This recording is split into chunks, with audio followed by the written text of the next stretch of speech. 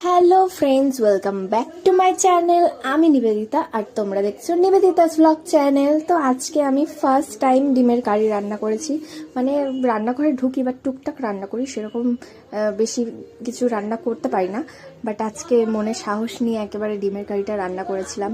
মা তো স্কুলে গেছিলো আর বাবাও কাজে গেছিলো, তাই একা একা সম্পূর্ণ রান্নাটা করেছি।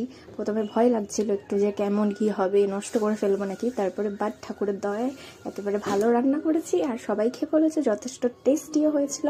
তো আগে ডিমটা আর আলুগুলো ভেজে নিয়েছিলাম ভালো করে, তারপরে মশলাটা কষিয়ে নিয়েছিলাম। মশলাটা কষিয়ে নেওয়ার পরে আলুগুলোর মধ্যে দিয়ে একটু নেড়ে চেড়ে জল দিয়ে দিয়েছিলাম যাতে আলুটা সেদ্ধ হয়ে যায়। তারপরে কিছুক্ষণ আলুটা সেদ্ধ হয়ে গেলেই দিয়ে দিয়েছি ডিমগুলো, আর তারপরে ডিমগুলো দিয়ে কিছুক্ষণ ফুটিয়ে নিয়েছি ভালো করে। আর তারপরেই রেডি আমাদের ডিমের কারি। তো আজকে আমি রান্না করেছিলাম ভাত, ডিমের কারি আর ডাল। তো কেমন লাগলো অবশ্যই কমেন্টে জানিও। টাটা।